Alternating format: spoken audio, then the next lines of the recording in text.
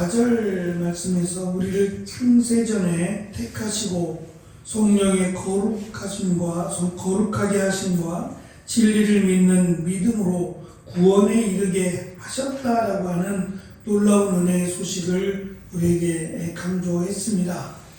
다시 말하면 우리의 구원은 우리의 수고와 노력에 의한 것이 아니라 성령께서 우리를 거룩하게 하심 그리고 진리를 믿는 믿음으로 이루어졌다는 겁니다. 물론 예수 그리스도를 믿음으로 이루어졌기 때문에 우리의 어떤 수고나 노력이 없다라고는 할 수 없지만 이것이 확정된 것은 단순한 우리의 믿음만이 아니라 성령 하나님께서 우리 안에 임하심과 그리고 진리를 믿는 믿음 이 두 가지로 이루어졌다는 사실을 강조하므로 그 어떤 것에도 빼앗기지 않는다는 것 그리고 이것이 하나님의 은혜 가운데 속해 있다라고 하는 것을 의도적으로 강조를 합니다.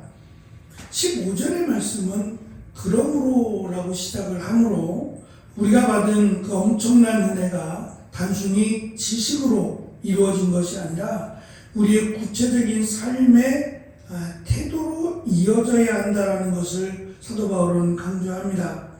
하나님의 사랑을 받고 구별된 열매로 선택받은 우리가 이 혼란스러운 마지막 때에 가져야 할 신앙의 자세가 무엇인지에 대해서 바울은 두 가지로 강력한 명령을 통해서 그것에 힘쓸 것을 우리에게 권면해 주고 있습니다. 첫째는 흔들림이 없이 굳건하게 서 있으라는 명령입니다.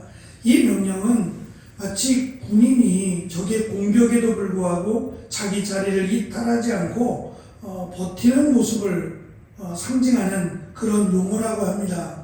적들이 침략해 오고 적들이 공격해 오는데도 불구하고 군인들은 피하는 게 아니라 공격해야 됩니다. 막아서야 되는 것이 군인의 역할인 것처럼 예수 그리스도를 믿음으로 구원받은 하나님의 자녀 또 성령께서 우리와 함께하는 믿음의 사람들은 이 악한 적들의 공격에 맞서서 굳게 서서 있어야 된다는 겁니다. 피하는 것이 아니라 이 피하다라고 하는 단어는 사실 이 죄악 특별히 이 음란한 죄에 대항할 때 이것을 피하라고만 설명을 하지 나머지 부분에서는 피하라고 말하지 않습니다. 오히려 서서 굳건하게 맞설 것을 강조해주고 있습니다. 이단들이 요즘은 이제 교회를 방문하거나 하는 일들이 많이 사라진 것 같습니다. 이단들이 왔을 때 그들이 마치 대단하고 우리가 마치 문제가 있는 것처럼 그러한 태도를 보입니다. 그렇게 가르침을 받았겠지요. 그러나 사실은 그들이 전하는 그 내용들이 전혀 성경적이지 않습니다. 그래서 그들하고 이렇게 몇 마디 이야기를 나누다 보면 그들이 그렇게 이야기합니다. 자신들 그 위에 팀장이나 더 자신들을 가르치는 지도자들이 있대요. 그래서 그들과 함께 오겠다고 말합니다. 그렇게 정말 모르냐? 그렇지 않아요.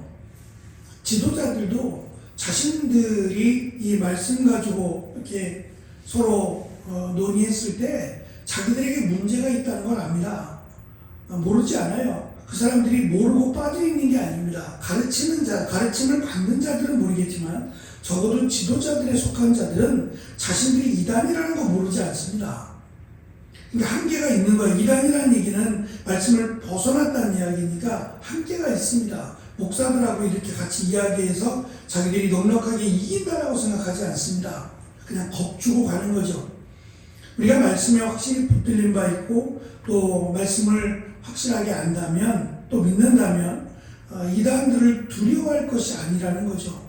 오히려 그들을 대항해서 그들에게 무엇이 문제인지를 가르칠 수 있다라는 얘기입니다. 그래서 당시 데살로니가 성도들에게 주의 날이 이미 왔다라고 하는 거짓 가르침으로 또 성도들이 마음이 흔들리고 두려움에 빠졌다라는 것은 말씀에 확실히 붙들린 바 되어 있지 않다라고 하는 것을 의미하기 때문에 사도 바울은 다시 한번 흔들림이 없이 굳건하게 말씀 가운데 붙들고 있어라, 말씀을 붙들고 있으라고 권면을 합니다. 두 번째는 단단히 붙잡으라고 말합니다. 이 단어 또한 어떤 그림을 연상하게 해주는데, 구덩이에 빠진 양을 건져 올릴 때 그 양의 발을 꽉 붙잡아서 건져 올려야 됩니다. 그것이 양을 보호할 수도 있지만 양을 확실하게 구덩이에서 건지는 방법이라고 해요. 마찬가지로 우리가 하나님의 말씀, 또 내가 구원받았다라고 하는 사실을 확실하게 붙들고 서 있지 않으면 여기저기에서 흘려 들어오는 소리에 흔들릴 수 있다는 겁니다. 확신이 없다면 그것에 흔들려서 옳고 그름을 잘 분별하지 못하게 된다는 거죠. 그러기 위해서는 늘 말씀 가운데, 이것이 반복이 되더라도 말씀 가운데 확신을 가지고 확실한 말씀의 의미가 무엇인지를 우리가 확실하게 붙들고 있어야 흔들리지 않을 뿐만 아니라 다른 이들, 미혹된 이들을 붙잡아 줄 수 있다라고 하는 권면입니다. 특별히 사도 바울은 이 진리를 전달한 자신들이 그들에게 전한 이 수단으로 우리를 통한 말씀, 그리고 우리를 통한 편지, 이 두 가지를 강조합니다. 저들이 전한, 사도 바울과 함께 있던 일행들이 전한 이 말이라고 하는 것은 단순한 권면이 아니라 하나님의 말씀이었어요. 하나님의 말씀을 중심으로 해서 저들에게 이 복음을 전했고, 또 나중에 편지를 통해서 데살로니가 전서나 데살로니가 후서의 편지를 통해서 하나님의 뜻, 예수 그리스도를 통한 하나님의 뜻을 전했습니다. 이것을 진리라고 지금 말을 하는 겁니다. 물론 말씀드린 것처럼 이 진리 또는 이 말과 편지라고 하는 것은 지금 우리가 사는 시대의 말과 편지는 아닙니다. 우리는 주어진 말씀을 우리는 전하는 것이고, 이 주어진 말씀을 진리라고 여기죠. 우리가 말하는 것, 직접 우리가 무엇을 들었다거나 우리가 이 편지를 써서 보내는 것이 진리라고 말하지는 않습니다. 그래서 그것에 대한 차이는 분명히 있습니다. 사도 바울은 지속되고 있는, 지금도 계속 하나님이 말씀하시는 그 진리의 말씀, 그리고 이미 자기들에게 주어진 예수 그리스도를 통해서 이루어진 이 구원의 역사에 대해서 흔들림이 없이 전하고 있고, 그도 역시 이 말씀을 붙들고 살아가고 있습니다. 이것이 구원받은 자들, 그들이 소중하게 붙잡고 서서 지켜야 될 가장 귀한 하나님의 말씀입니다. 그래서 주변에서 새로운 계시가 있다거나 또는 특별한 가르침이 있다며 우리를 미혹할 때 우리는 우리에게 이미 주어진 하나님의 말씀의 소중함을 알아야 됩니다. 이것이 우리를 진리로 인도했을 뿐만 아니라 우리를 구원에 이르게 한 하나님의 살아계신 말씀이다 라고 하는 사실을 우리는 확신 가운데 믿고 나아가야만 합니다. 우리는 하나님의 선택을 받은 성도들입니다. 그러므로 우리는 세상의 거짓 메시지에 마음을 빼앗겨서는 안 될 것입니다. 이미 우리에게 주신 복음의 진리 위에 굳건하게 서고 그 말씀을 손에서 놓지 말고 단단히 붙잡아야만 합니다. 이것이 물론 사도 바울이 처음 복음을 전할 때 그들의 상황이 있을 겁니다.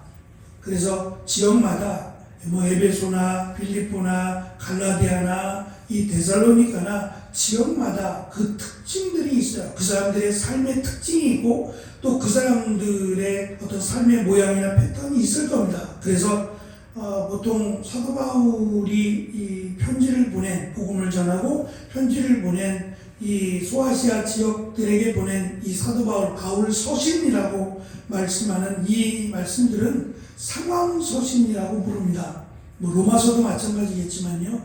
그들에게 주어진 상황에 여러 가지 다양한 모습들로 문제가 발생하기도 하고 다양한 모습들에 대한 해결을 위한 편지를 보내게 된다는 거죠.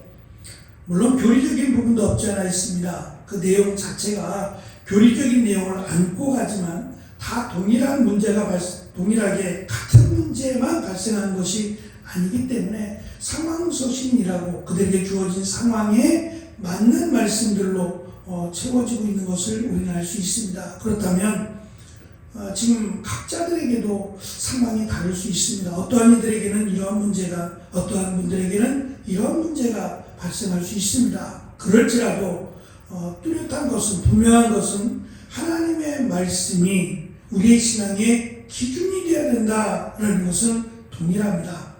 이 하나님의 말씀을 굳게 붙들고 또 잘 깨달아서 이 말씀이 우리의 삶의 지표가 되고 우리의 신앙의 지표가 되고 우리가 구원받았다라고 하는 사실을 흔들리지 말고 그 사실 안에서 기쁨과 은혜와 감사가 넘쳐나는, 그래서 주님이 다시 오실 때까지 세상의 미혹에 휩쓸리지 않고 승리하며 믿음의 경주를 완주해 나아가는 저와 여러분이 되기를 간절히 축원합니다.